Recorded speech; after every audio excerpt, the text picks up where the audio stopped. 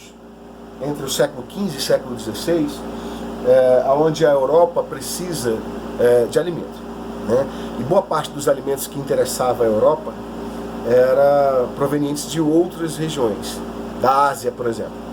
E para serem produzidas, extraídas lá na Ásia e trazidas até a Europa, passavam por um longo caminho, e ao longo desse caminho haviam taxas, tributos pelos povos que estavam dentro dessas rotas, né? E isso forçou com que, além de haver o hibridismo, né, não só os produtos lá da Ásia, mas também da Euroásia e do Oriente Médio começam a se encontrar todo na Europa, né? Depois nós vamos ter a América chegando, enfim, com as grandes navegações, que é o assunto que eu quero falar. Mas para falar sobre as grandes navegações eu tenho que começar com isso, né? A cobrança desses impostos, dessas taxas, fez com que as civilizações ingleses, franceses, os portugueses, né, espanhóis, enfim, da Europa, buscassem então já a partir do século XV, século XVI, observem que eu dei um salto bem para próximo aqui da gente, já para a gente conseguir, já que já passei de meia hora, né? Então vou tentar ser um pouco mais objetivo. Nessas grandes navegações nós vamos ter a descoberta de um novo mundo. E quando se fala em novo mundo, nós temos um universo de novos alimentos, de novos sabores. Mas é importante dizer que isso foi meio que por acaso, né? O interesse dessas civilizações europeias, dos ingleses, dos portugueses, do europeu de modo geral, né, franceses, etc., era os alimentos que vinham da Ásia, né? Pimenta do reino, por exemplo, era um desses, né? Dentre tantos outros sabores, essências, enfim, que vinham da Ásia. Então eles queriam descobrir uma nova rota, o caminho das Índias, por exemplo, né? Foi até nome de novela isso. Então essa nova rota inicia-se um período que nós chamamos na história de as grandes navegações, né? Que está nesse período entre o século XV e o século XVI. Isso faz com que nós tenhamos, porque acaba que isso tem uma relação direta com o descobrimento do Brasil, esse descobrimento do Brasil entre aspas, né? Se buscava uma rota alternativa para a Ásia, né? Especificamente para a Índia. Ah, tá travando? Puxa vida, o que será que está acontecendo? Posso continuar ou não estou conseguindo entender? Freixas Chaves também aborda, que é o tripé. Pesquisas, né? Essas pesquisas. Bom, chegamos ao momento da Revolução Industrial. Saindo das grandes navegações, vamos para a Revolução Industrial, passando por todas essas migrações. Ainda no período do século XIX, nós vamos ter a família real chegando no Brasil. Isso muda completamente o cenário brasileiro em vários aspectos, geopolítico, geoeconômico, geogastronômico também, porque aí nós vamos ter toda uma gastronomia se desenvolvendo no Brasil, chefes de cozinha que vão, renomados da Europa, vão vir para alimentar a família real, para alimentar a corte, e aí receitas vão ser desenvolvidas, e aí nós vamos ter os ingredientes dos indígenas, nós vamos ter o amor e as sensações e emoções da negra, né, da cozinheira africana que está na cozinha, enfim, deixando todo ali seu amor, deixando todo ali seu conhecimento, seu saber, sua relação de afeto com o alimento, com os ingredientes. Então, nós vamos agora para a Revolução Industrial. Nesse período, nós vamos ter uma reorganização social, de trabalho, de produção e, consequentemente, de alimentação. Onde nós vamos ver mudanças sociais acontecendo também, onde a mulher ela sai da cozinha a partir da Revolução Industrial. Basicamente, nós observamos que no período dos homens da caverna, o homem ia caçar, a mulher ia colher, né? Ia fazer a coleta.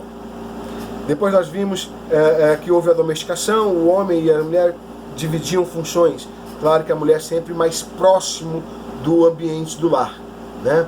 No quintal, ali próximo, e o homem sempre ocupando áreas mais extensas e mais distantes. Isso até hoje é facilmente percebível, fácil de perceber nas comunidades indígenas existentes aqui na Amazônia, atualmente. Ainda é dessa forma, né? O homem vai caçar, vai pescar mais distante, e a mulher cuida ali da horta, cuida ali da criação de porco, galinha, enfim, alguma coisa que você tem ali, de proteína animal, né? Mas nesse período da Revolução Industrial, nós vamos ver um pouquinho antes da Revolução Industrial, a mulher basicamente era responsável, né, pela cozinha, pela transformar os ingredientes em alimento, né? Então essa imagem da mulher na cozinha, da mulher trabalhando, lavando, limpando, ela é desconstruída com a Revolução Industrial, onde nós vamos ter a mulher no mercado de trabalho, trabalhando nas fábricas, nas indústrias, e consequentemente quando ela sai da cozinha, nós vamos ter uma mudança na produção de alimentos, né, na transformação desses alimentos e, é claro, na forma de se alimentar. Nós vamos ter o desenvolvimento da indústria de congelados, da indústria de fast foods, dos restaurantes, enfim, de comida rápida, comida instantânea, enfim, uma série de coisas vão ser alteradas. E nós não podemos desconsiderar que a economia muda. Com a mudança da alimentação, a economia muda, a produção muda, as tecnologias mudam, a geografia, consequentemente, muda também, as relações com o espaço mudam, né? Porque as pessoas começam a ir trabalhar e precisam se deslocar, né? E se alimentam no meio do caminho ou levam consigo esse alimento, enfim. Mudanças de hábitos ocorrem com a Revolução Industriais, mas não mudanças de hábitos, mudanças culturais, mudanças políticas, mudanças econômicas, como eu venho dizendo já há algum tempo, né? Então, essa expressiva mistura de sabores entre os povos envolvidos nos movimentos migratórios ocorre também após a Revolução Industrial, né? Nós vamos ter a vida de inúmeros povos para o Brasil e o pós-guerra, né? Como eu disse, com a chegada da família real, nós vamos ter a abertura dos portos brasileiros, e aí nós vamos ter povos da Europa e de outras regiões, de outros continentes vindo para o Brasil, né? Mas não só se limitando a portugueses, espanhóis, franceses, ingleses, nós vamos ter agora o alemão, o italiano, enfim, vai vir agora gente de tudo quanto é lugar da Europa, eslavos, né? E é claro, depois nós vamos ter também a migração nipônica, nós vamos ter a migração árabe, que são tão importantes, asiáticos, né, que são tão importantes na formação da cultura alimentar brasileira, né. Nós vamos observar, claro, que o indígena, o europeu, no caso o português, e o negro, o africano, eles são a base, né? Mas existem vários outros que vão chegar depois, que são importantes também, que estão diretamente agindo, né? Influenciando nessa formação da cultura alimentar brasileira, né? Então é importante falar sobre essas imigrações também e observar que eles chegam com suas tradições, com suas técnicas, com os seus saberes, né? E aqui muitas das vezes eles não encontram os ingredientes que tinham nas suas regiões de origem, e aqui eles adaptam, e aí é um processo que a gastronomia chama de fusão, e que nós da Humanas chamamos de hibridismo, o hibridismo cultural, e nesse caso é o hibridismo gastronômico, onde você tem técnicas de uma receita substituída por outros ingredientes, e aí se desenvolve uma terceira cozinha, vamos dizer assim, né? Eu não entro muito, né, nessas especificidades, porque realmente não é a minha seara, né? Mas como a gente acaba dialogando e lendo muitos textos dentro da área da gastronomia, a gente acaba tentando fazer esse diálogo de alguma forma. Para que vocês tenham uma ideia do que a gente fala sobre sensações, emoções por trás de um prato de comida, e relações de afeto por trás de um prato de comida, em 2017 nós publicamos um livro que não é exatamente um livro de receitas, é sim um livro de receitas, né? Mas para mim é um livro de memórias, né? Porque a minha avó estava fazendo, nessa data, ela estava aqui fazendo aniversário de 89 anos de idade. A minha avó, Dona Terezinha Mendes Fontoura, ela sempre foi uma cozinheira, uma quituteira, doceira, inclusive vendeu doces, não só doces, vendeu linguiça, enfim, teve comércio de alimento, alimentou muitas pessoas, todos os seus filhos, todos os seus netos, bisnetos, genros e noras. Então ela é conhecida, inclusive, e muito querida, né? Não só pelos familiares, mas pelos amigos, pelos seus quitutes. Ela conquista as pessoas pelo estômago, pelo paladar, pela boca, né? Ela sempre foi conhecida por isso.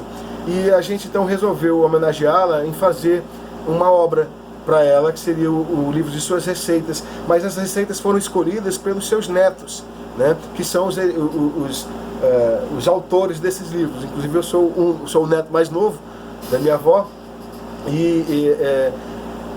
juntamente com outros, como minha mãe e outros membros da família, tios, tias, primos, né, irmãos, todos eles participaram dessa obra, contando não a receita quem conta é minha avó. A gente apenas escreve, organiza, e eu tive a oportunidade de ir para a cozinha com ela e reproduzir esses pratos juntamente com ela, aprendendo diretamente na fonte, né? E os meus primos, né, os netos da minha avó, contam as histórias, as memórias que esses pratos que eles escolheram, a memória que eles têm desse prato, né? Então é um livro carregado de emoções, carregado de sensações, de memórias, né? E aqui, é claro, é importante dizer, só para localizar vocês, então o livro é Receitas da Vó Teresa, como é que é? Sabores e Memórias de Coxim. Então, é Coxim, Mato Grosso do Sul, Pantanal. Então a culinária é a culinária pantaneira. Então uma parte da minha família é pantaneira, né? A minha mãe é pantaneira e meu pai é amazonense, né? De Tefé, né? E eu sou de Porto Velho, já nasci aqui, sou beiradeiro, né? Nasci aqui em Porto Velho, né? Então eu tenho aí já no meu sangue o hibridismo, né? A mistura dos povos da floresta com o pantaneiro, né? Então nós temos aí o paladar do indígena, a farinha, né, a mandioca, e o peixe, peixe da Amazônia, né, muito presente, e os frutos da Amazônia, como o cupuaçu, enfim, vários outros frutos, o tucumã, né, que são o açaí, que são tão consumidos aqui, que a gente tanto gosta, né. Eu vou mostrar um pouquinho para vocês, né, dos pratos, né, a carne de sol pantaneira, né, que é uma técnica que nela a gente pode observar a influência do português, que trouxe a técnica de salgar a carne, o nordestino, que veio também para a Amazônia, mas que também foi para o Pantanal, e lá no Pantanal houve algumas adaptações, algumas recriações aí, né? E existe a carne do sereno, a carne sombreada, a carne de vento, enfim. E os pratos provenientes também, né, os pratos que derivaram desses pratos. Aqui, fazendo junto com a minha avó, sou eu aqui sem camisa, né, fazendo junto com a minha avó a carne de sol, deixando ela, na verdade ela chama carne de sol, mas ela vai à noite pro varal, né, ela não pega sol, ela fica à noite no varal, fica na sombra, né. E desse prato se desenvolvem outros, né, como por exemplo aqui, deixa eu ver se eu acho ele aqui, a jacuba, né, aqui esse prato que é feito da carne de sol frita e se come no Pantanal com leite e farinha de mandioca, né? É um prato do café da manhã do pantaneiro, né? Outro prato também conhecido lá é a paçoca, não sei se está por aqui, deve estar, quer dizer, está no livro, mas ela está aqui, a receita preferida da minha irmã, inclusive, né? Ela conta a memória dela, e aqui a paçoca de carne de sol, né? Aqui nós estamos minha mãe, meu irmão, meu sobrinho, né? Aqui na casa da minha avó, pilando a carne frita, né? A carne de sol seca frita, misturando com alho, alguma pimenta, né? Pimenta bodinho, e a farinha de mandioca faz a paçoca. Outra receita que eu gosto muito aqui também, que é a receita preferida, que eu conto a história e narro toda essa memória. Essa receita tem 100 anos na minha família, essa inclusive se vendia no comércio da minha família há 60 anos atrás, que existia lá em Coxim, que é a linguiça pantaneira, né? Um modo tradicional de se preparar a linguiça, né? Um embutido aí, que também tive o prazer, a satisfação de poder fazer junto com a minha avó, né? Então várias receitas, e tem a parte doce, tem a parte do milho, né? Todos os doces de milho, enfim, são várias as memórias, e cada uma dessas memórias, os doces, já que a minha avó era muito conhecida pelos doces, inclusive o doce de caju, né? Que inclusive vou botar aqui, ó, doce de caju da vó Teresa, né? Ela mesma fazia, então e vendia, né? Ficou muito conhecido lá na região dela, né? Turistas que vinham, porque Coxim, Mato Grosso do Sul, no Pantanal, é uma cidade turística, né? O pessoal vai em busca do peixe, vai lá para pescar, né? Então tem muito turista de pesca, né? E eles vão em busca, quando estão lá, vão em busca dos doces da vó Teresa, né? Então ela é conhecida pelos seus quitutes, e a gente resolveu homenageá-la contando nossas memórias as nossas receitas mais saborosas, né? Nossas memórias mais gostosas, né? de uma infância, de alguém que nos deu tanto amor, nos deu tanto carinho, que deu sentido pra gente, inclusive, em muita coisa, né? De hoje, quando a gente fala em família, quando a gente fala em afetividade, quando a gente fala de sensações e emoções, a gente fala de família, a gente fala de encontro familiar, né? E o alimento tem esse poder. O alimento tem o poder de tocar as pessoas, né? De levar, quando a gente come, quando a gente coloca algo na boca que nos lembra um momento, ele tem essa capacidade, nos lembra uma pessoa, eles têm a capacidade de nos fazer uma viagem no tempo, eles têm a capacidade de nos aproximar de uma pessoa que esteja longe da gente, né? E muitas das vezes eu faço as receitas que estão nesse livro para lembrar da minha família do Mato Grosso, minha família pantaneira, que por motivos geográficos, né, a gente mora distante, né, a gente não se vê todo dia, né? A gente não se encontra sempre, às vezes é uma vez por ano. Então, através das receitas, às vezes eu mando, né? Aqui tem até algumas receitas novas, né, que me mandaram, né? De sopa paraguaia. Não sei se vocês já ouviram falar um prato chamado sopa paraguaia, muito comum naquela região ali, porque é próximo, né? A fronteira ali, a região do Pantanal. Então há uma influência dos paraguaios ali também. E é um prato que, embora leve o nome de sopa, não tem nada a ver com sopa, mas parece uma pamonha assada, sabe? E muito saboroso, muito gostoso. Então às vezes eu ligo pra lá e peço pra minha avó, pra minha tia, mandar uma receita. Tia, como é que faz aquele biscoitinho? Como é que faz tal receita e tal? E aí a gente vai estreitando nossos laços, a gente vai matando um pouco a saudade. E agora, nessa época em que a gente não pode mais se reunir, né, fazer reuniões em casa, eu gosto bastante de receber pessoas na minha casa, ou como minha família é grande, a gente almoçava todos os dias juntos, embora eu não moro junto com meus pais, mas ia todos os dias para a casa dos meus pais, e ali a gente fazia nossas refeições, nossa alimentação, e sempre que tinha oportunidade eu ia para a cozinha junto com a minha mãe, junto com meu pai, para cozinharmos juntos. E é disso que a gente gosta de falar, né, dessas relações de afeto. Oi? Só um momento, algumas coisas que estão escrevendo aqui. Quanto à riqueza de conteúdo, gente, estou encantada, não colhi a geografia por esse ano. Um grande abraço, querido professor Gustavo, a Tatiana. Obrigado, Tati. Meus alunos querem uma outra aula dessa, eu já precisei também um dos motivos. Estão perguntando como que pode ser adquirido esse livro, porque entendem que é um livro de família, não tem que estar sendo comercializado. Não, sim, ele foi esgotado. Ele foi produzido em 2017 e a edição foi esgotada, mas nós temos a intenção de fazer uma reedição dele, né? Para, sim, claro, comercializar com preço acessível, com preço fácil. A gente, eu e minha mãe, nós temos um trabalho de escrever sobre a região. A minha mãe, dentro da área dela, minha mãe é linguista, então ela fala mais dentro dessa área.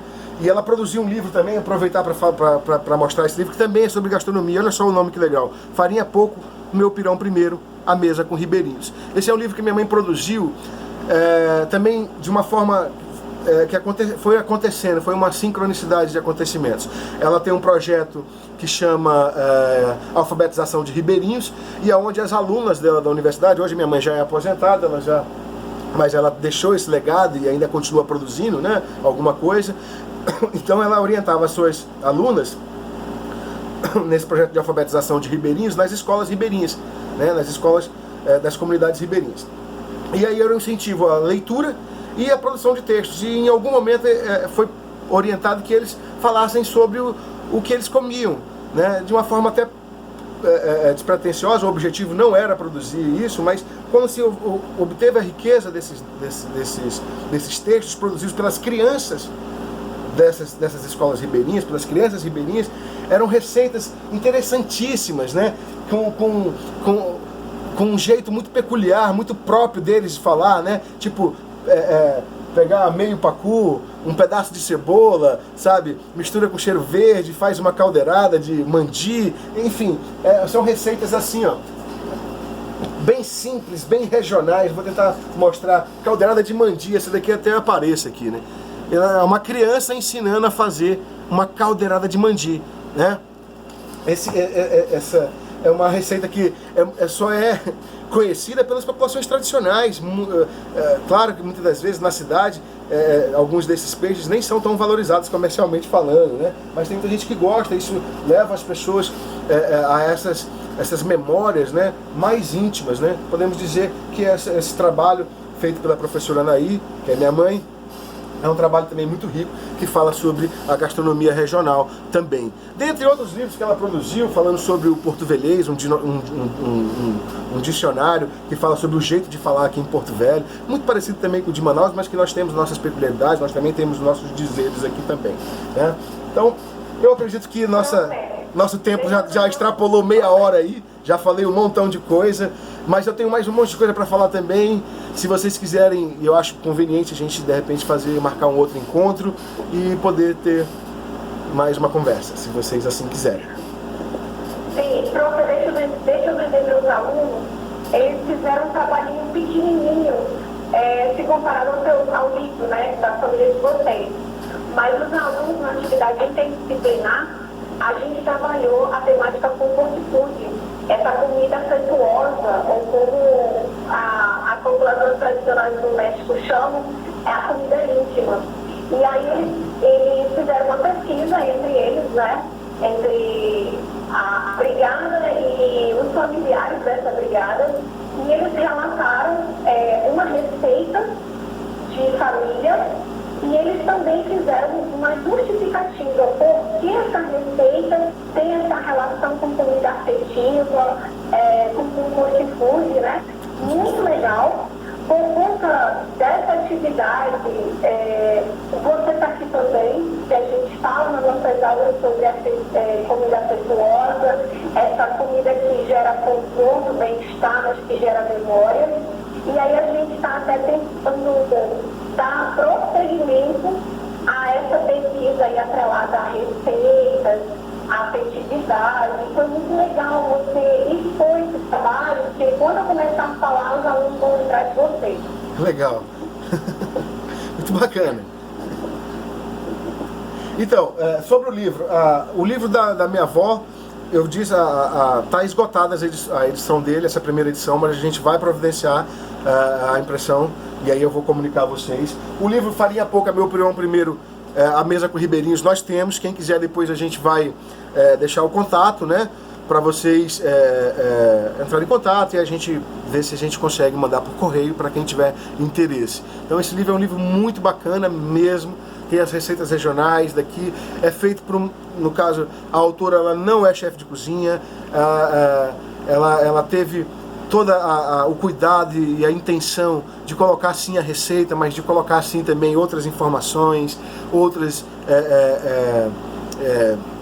eu poderia dizer, outras memórias afetivas, enfim.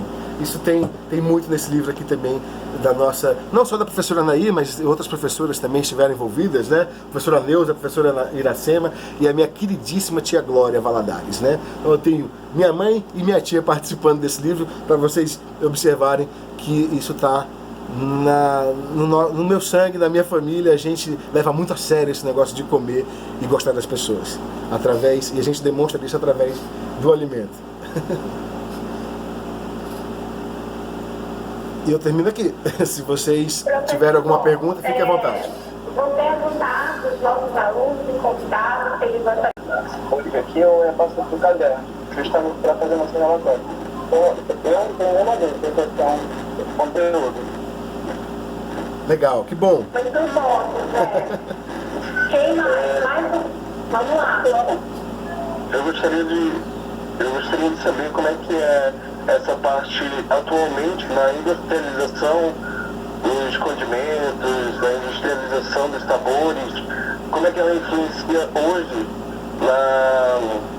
geograficamente falando, porque acaba se globalizando, mas acaba também perdendo o sabor, né, na comida. Eu lembro muito que na minha infância minha mãe preparava os alimentos com temperos mais naturais, mais frescos, e hoje em dia a gente vê muito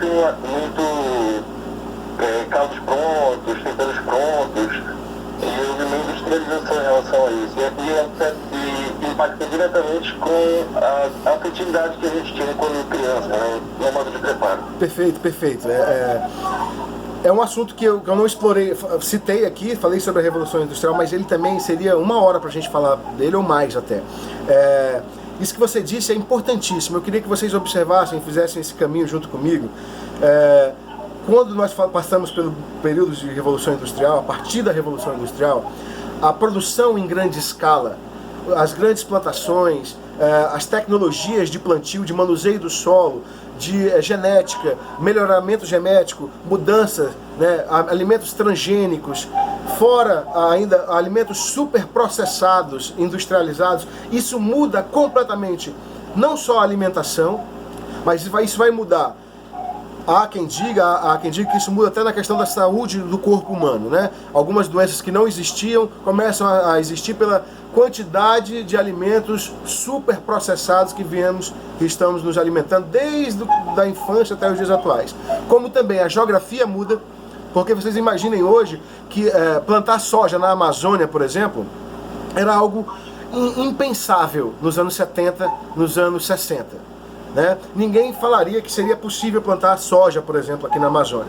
Porém, nós sabemos que o plantio de soja hoje na Amazônia é uma realidade. Por quê? O que mudou? Tecnologia, as sementes foram melhoradas. Então, geneticamente, o alimento também muda. Eu estou dando o exemplo da soja, mas isso vem para todos os outros elementos. Esses dias mesmo, recebi da minha querida tia Glória, que acabei de falar dela, da casa dela, do quintal dela, um cacho de banana prata. Né? A banana prata de quintal, a banana prata do sítio, do mato, né? Ela tem um sabor completamente diferente da banana prata que a gente compra no supermercado, que é mais bonita, é maior, tal, tem aquele cacho bonitão, né? Mas não tem gosto de quase nada.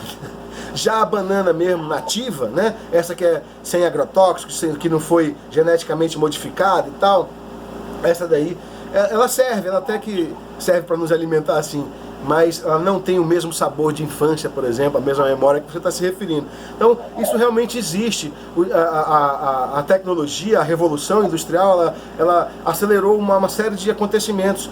Um fenômeno que está acontecendo agora, vou aproveitar o gancho que você me deu, que com essa pandemia, certamente a forma de nos alimentarmos vai mudar. Uma coisa que já percebemos é o delivery, né? As pessoas agora estão pedindo cada vez mais para comida em casa. E uma outra coisa que está acontecendo também, nesse período de isolamento, de quarentena, são as pessoas buscarem sites e vídeos no YouTube e tal, de receitas para tentarem reproduzir em casa. Então as pessoas estão valorizando o ingrediente, isso que você falou. Né? Por outro lado, enquanto alguns querem praticidade, existem aqueles também que querem, poxa, eu quero fazer uma comidinha que me lembra a minha avó, que lembra a minha mãe, que lembra o meu pai, que lembra meu irmão, que lembre algum momento da minha vida, né? Alguma pessoa em especial. E aí o ingrediente, a busca por um ingrediente mais natural, a busca por... Então, existe um paralelo, né? Se nós formos acompanhar as revoluções alimentares, podemos falar não só da comida rápida, da comida multiprocessada, mas podemos falar também dos suplementos alimentares, das comidas fitness, né? Que é uma evolução também hoje das formas de alimentação, do comfort food, do alimento orgânico, alimentação orgânica. Então nós temos várias linhas dessa evolução acontecendo, né? E aí cabe ao profissional da gastronomia escolher, né, qual que seria a mais interessante, a mais viável comercialmente falando, né? E estar atento a todas essas mudanças, né? E a todos esses anseios que a sociedade tem, porque o público está aí, né? As pessoas querem comer, elas querem continuar se alimentando, né? E muitas das vezes falta essa condição, né, de fazerem diferente, de saírem do trivial, né? E eu acho que vem aí novas mudanças, né, com esses acontecimentos. Tem como você postar lá no Facebook a forma dos seus livros para que a gente possa compartilhar com os alunos, com os interessados? Tem uma galera aqui perguntando. Tá, tem sim. Tá bom? Aí a gente compartilha. Mais alguma pergunta para a gente encerrar, gente? Fala, Luana. Não estou perguntando não, mas eu queria falar que eu gostei da aula. Eu me senti como se eu tivesse voltado para o ensino médio, como ele fala, igualzinho o meu professor. Eu fui treinado em cursinho. Eu comecei, aos 21 anos de idade, eu comecei a dar aula em cursinho. E aí eu tive que aprender na marra a chamar a atenção das pessoas. Aí por isso o personagem, às vezes isso daí é para chamar a atenção, viu? Você deixou a gente assim bem prestando atenção mesmo no que você falava. Bom, em meu nome, a parte do meu nome, professora Paula, um dos meus alunos da instituição a qual a gente faz parte, que é a FAMETRO, nós agradecemos muitíssimo a sua presença, agradecemos a presença dos nossos convidados, dos meus alunos, porque sem os meus alunos não existe aula, eles são os protagonistas dessa aula. Então, assim, nós estamos muito felizes com esse momento e a gente espera ter outros momentos como esse para a gente dialogar.